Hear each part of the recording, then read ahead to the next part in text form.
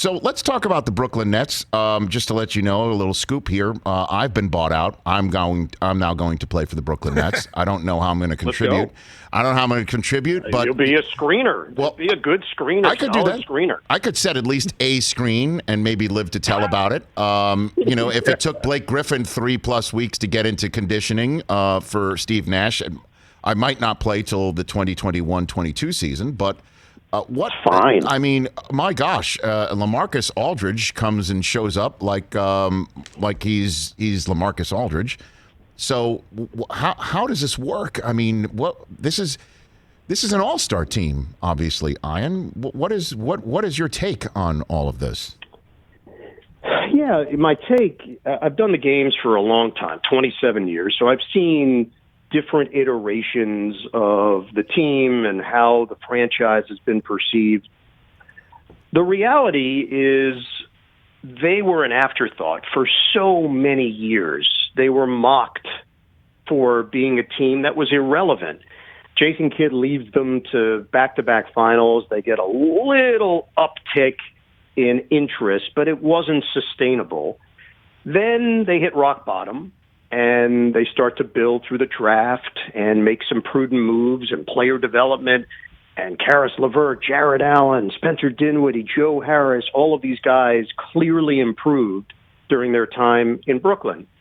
And even then, I think people would jump on the narrative that, but you're not going to sign any big free agents. No one's going to come to Brooklyn. And then they do. They sign Kevin Durant and Kyrie Irving. They acquire James Harden in the deal early in the season. And now the reaction that I've seen from a bunch of people, and this is part of it, you understand, this is part of the fodder of the NBA is, but that's not fair. Like, you shouldn't be able to do that. The goal is to win a championship. And the Nets clearly are going championship or bust. And all the moves that they've made so far appear to be working. The chemistry is really good. The guys genuinely like each other, and there is an objective in mind. They believe they can win the whole thing. And whatever of the areas that people thought they weren't going to be up to the level expected defensively, can they guard Joel Embiid? Well, now they've got bodies. They've got body yaddy yaddies. Nicely done. Well done. Nicely done. Thanks. And Durant is like somebody's got to tell him he's not picking the All-Star game. It's not like Team Durant anymore, like versus Team LeBron. I mean, it could wind up being that way, when the Larry O.B. is on the line. But what you just said about the history of the Nets has kind of struck me. I'm from Staten Island. You are somebody from Queens. You've been around New York for a long time, having not only worked for the Fan, but before all of this, Sure. getting screamed at by Jimmy Connors, if I'm not mistaken, as a ball boy. He did. Okay, he did. Yeah, he aired you out at the U.S. Open. Yes. Yep, in the old spot that the U.S. Open used to be in. So I'll ask this question, even though we're talking nationally. Do you think the Nets would do all this, or would be able to do all this, if they were still on Long Island and not Brooklyn? What do you think? Probably not. I bet. And look, I've been through this in my own head, because when it was announced that they were leaving New Jersey and going to Brooklyn, my first thought was, well, why? Why would you do that? Right. Why would you try to infiltrate an area that already has an established fan base? So I didn't see the bigger picture. I thought, hey, stay in your lane, just do your thing in Jersey, try to build up the fan base here in the Garden State. And I was wrong. It has been the best thing to happen to this organization, and it has put them on the map, and it has made them a player in all this.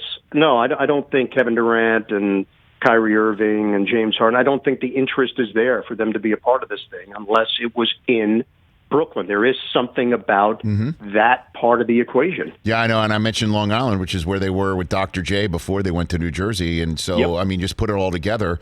And they're right there, right in Dolan land, and the Knicks are 500, but the Nets are the hot team. So I'm looking forward to seeing how all this gets played out. And you do hear that's unfair. I'm somebody who's sitting here saying the NBA's got to do something about all of these top-notch players that suddenly become free in the middle of the season because teams buy them out, because everyone knows that they're not going to get traded. So it just, I don't know what the fix is. It's kind of like a different version of load management, if you think about it. I don't know if there is a fix. Yeah, it is. And certainly I've been in the position from another angle of watching other teams do it. And the frustration that pops up when you see a team that just fortifies itself as they get ready for a championship run, and you're in a different market and you say, well, that just can't happen here. They don't either have the financial wherewithal to do it, or there just isn't the interest. Could this happen in Sacramento? Could this happen in Orlando? Could this happen in other places? I don't know. I think that's what the NBA is going to have to answer. There's no doubt this is now an issue, but you do play by the rules, and the rules clearly state that this is legal. These players can go where they want to go as long as their former teams have decided financially that they're done with them.